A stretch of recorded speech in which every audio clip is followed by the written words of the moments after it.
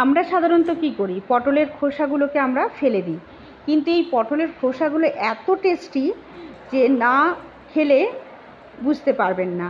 তো পটলের খোসাগুলোকে আমি ভালো করে ধুয়ে নিয়েছি। এখানে 4 কোয়া রসুন আর 5টা কাঁচা লঙ্কা আর 1 চামচ মতন কালো জিরে, এবারে সব একসাথে করে বেটে নেব। আমি শিলপাটায় নিয়েছি, আপনারা ইচ্ছা করলে মিক্সিতে বেটে নেবেন, কিন্তু শিলপাটায় বাটলে কি হয় না, মিহি হয় বাটাটা আর কি। তো এইভাবে বেটে নিতে হবে। এই খোসা বাটাটা গরম ভাতে দুর্দান্ত লাগে খেতে। তো আমি আগে ভালো করে বেটে নিই।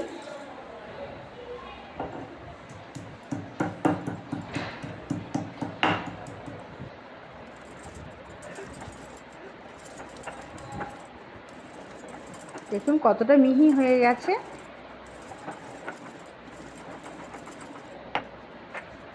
তো বাটা আমার হয়ে গেছে। এবার আমি একটা বাটিতে তুলে নেব, নিয়ে এবারে ওভেনে চলে যাব।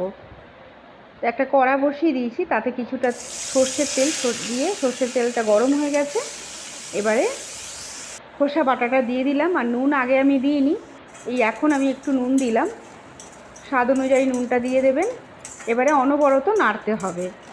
এর মধ্যে যে জলটা আছে সেই জলটা পুরো শুকনো হয়ে যাবে, একদম ভাজা ভাজা হয়ে যাবে। তো দেখুন এইভাবে ভাজা ভাজা হয়ে গেছে, এবারে নামিয়ে নেব। তো আজকে এই পর্যন্ত।